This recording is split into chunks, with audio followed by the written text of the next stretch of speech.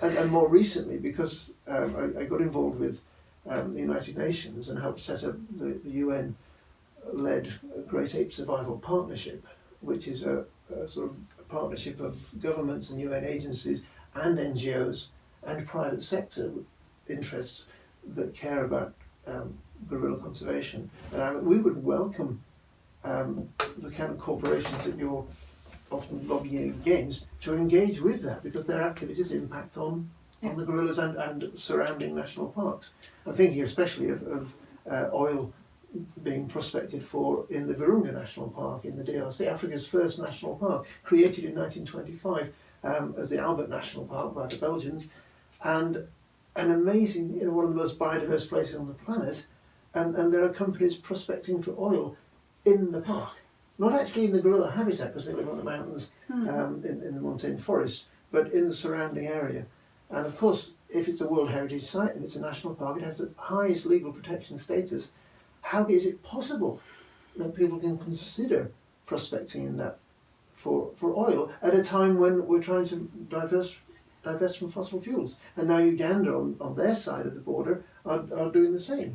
Small landlocked country that pays a fortune to truck oil in from the coast to fuel their vehicles, and suddenly they find they've got oil. That's fantastic for the economy on the traditional 19th and 20th century economy, but for the 21st century we have to convince these governments, no, be part of the future, not be part of the past. And it's difficult when there are large corporations saying, we've got some oil, lovely, we've got lots of money, and customers all over the world. So it's really... it really highlights the issue, doesn't it? but if Ecocide was a law, then each of those campaigns would have a much stronger... Footing, absolutely. Footing, yes. Yeah, absolutely. Yeah. Another case involving apes and modern technology, which is a really difficult one, is the Indonesian government at the moment is planning to build a hydroelectric dam, which is great because that will replace generators using fossil fuels, but where they're proposing to put it will flood the core area of the newly discovered Tapanuli orangutan. So this is on Sumatra, which is an island, one of the many thousands of islands in Indonesia, but one of the larger ones. And it already has a well-known orangutan, the Sumatran orangutan. And there was great surprise when, only 2 years ago, a scientific paper came out saying, well, this population that has been isolated by Lake Toba is genetically distinct and actually is a bit more like the Bornean orangutan than the rest of Sumatra, and it deserves to be a separate species, the Tapanuli orangutan. Fantastic! You would think immediately, all right, that needs to be a World Heritage Site. It's the only place where this species exists in the world. There's only about 800 of them left. They've lost a lot of habitat to plantations for paper pulp and palm oil, and the last thing they need is a flooded area right in the centre. And the government's saying, but this is part of our reducing our greenhouse gas emissions by using hydropower. But we're saying, hang on, you're taking out a large chunk of natural forest, which is orangutan habitat, as bad as it is, and that particular population of orangutans are now known to be genetically distinct. And if you divide the population further, it's already into 3 small parts. The lake in the middle is they're not going to survive. That's what the best known and most qualified scientists are saying. You can have the dam or the orangutan, but not both. And so we're trying to persuade the Bank of China was going to finance this. And to our surprise, after only a small number of protests outside Bank of China branches around the world, they came to Stroud. The CEO of the Bank of China in London was told by Beijing, go and stop these demonstrations, and they came to Stroud and found the Ape Alliance office, which is not well signposted, so good for them. And I invited them in for a cup of tea. We had a very nice conversation. And they said, well, look, we will host a meeting in our office in London. We'll bring our Jakarta manager to talk to you and your experts, because we respect your views, and the Bank of China wants to be a leader in green finance. And, by the way, the reports that say we are financing it are premature. We have been asked to finance it, and we have an internal review panel, and they're looking at the economics, the environmental impact, the social impact, and they will decide in their own time whether or not they will go ahead. So, okay, we had to correct our assertions that the Bank of China was funding this. No, they had been identified as a funder, but they haven't made that decision yet. and were hoping, having had the meeting in London, they were true to their word, but a month later their manager, forget the greenhouse gas emissions, he flew from Jakarta to London to have a meeting to discuss the concerns of the ape allies and a broader group of NGOs who have been campaigning against it. And that's really difficult because you want to applaud the Indonesian government for moving away from fossil fuels and going towards hydropower, but nearby this same forest is a geothermal electricity generating plant, which could be expanded and not have to flood any habitat. I think this is it is about, it comes back to, again to that fundamental concept of how we deal with nature, doesn't it? In terms of, you know, actually we're looking at the nature that we have around us and the natural world and what is thriving in it, and working with rather than imposing on. You know, I think it does, you know, does come down to kind of perceptual issues, I think, as well. It is, and I think in the West we've had a mistaken idea that wilderness is actually wasteland. Yes. Because not many people live there, and those that do live there haven't got any money, and they use bows and arrows or, you know, tools from the Stone Age or the early Iron Age, and are not part of the modern world, even though now the UN has this Declaration on the Rights of Indigenous People, unfortunately acronymed UN DRIP, but the UN Declaration on the Rights of Indigenous People means that they're supposed to have free, prior and informed consent before big damaging infrastructure or plantations take their land.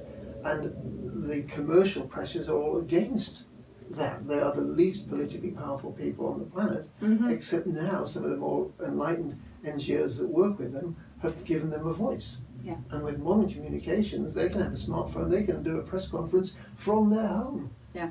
And this idea that actually their use of the natural world is more sustainable, and harks back to a time when people were living more in harmony with nature, is a very attractive one. I think it's a bit romanticised because... But there's nevertheless a practical angle to it. I mean, there was this report, wasn't there, in 2016 about farming, that I believe it was a UN report, that the conclusion was, if we're actually going to successfully continue to feed the world, we need to do it locally in local ways, so that the local farmers are actually dealing with the landscape that they know how, you know, from generations, how to deal with.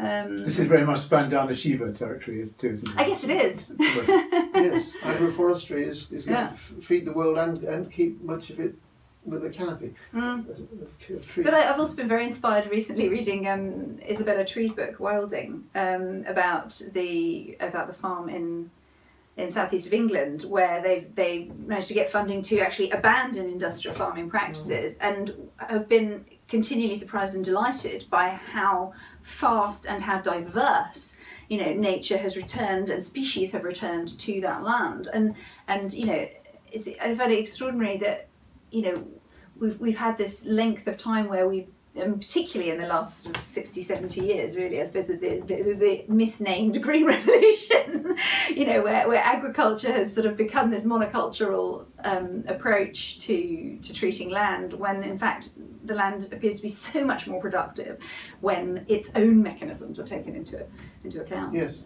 I think that's definitely a lesson for the 21st century. I feel in the broad brushstrokes, the 18th and 19th century were a time of European exploration and domination of the planet and of the peoples around the planet. The 20th century was kind of the point where we got to, actually we're destroying most of it. The 21st century has to be the century of restoration. And that is, we're about to enter the UN decade of restoration. Restoring ecosystems has to be at the forefront of our decision making. But the people who are taking those decisions grew up mostly in the 20th century and are still thinking like the 20th century, conquering nature. Look at all that wasteland, what can we do with it? Rather than, oh, look at that oxygen factory that is providing the air we breathe, evapotranspiration pumping the water vapour into the atmosphere, which then falls as rain as it's distributed around the planet.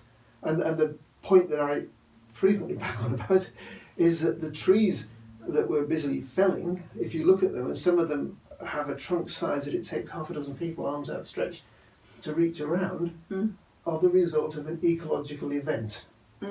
When an ape or an elephant or perhaps a toucan or a tapir, or depending on the forest that you're in, ate some fruit and pooped out the seed the next day.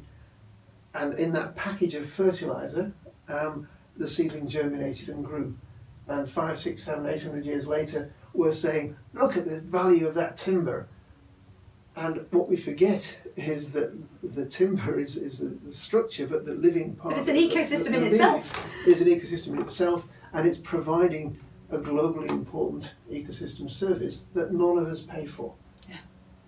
Yeah. And that's where our economy needs restructuring. And this does. idea of transformational change has to include the idea that when you buy a loaf of bread or a bottle of wine, a small portion of your price is somehow channeled back to protect the forests, which through evapotranspiration put the water vapour into the air, which travels around the world and falls on the fields or the vineyards where the bread and the wine is Absolutely. cultivated. And I mean, we would say that ultimately, again, that comes down to this perceptual shift, that really there's a moral shift that needs to happen in order for that economic shift to make sense to people. That's our sense. I mean, when you look at the sort of big freedoms that have been won over the course of history, whether it's the suffragettes, whether it's slavery, whether it's civil rights movement, those shifts in themselves have never happened for economic reasons. The economic activity has followed them when the decisions have been made for moral reasons. And for us, that's why the criminal law is so key.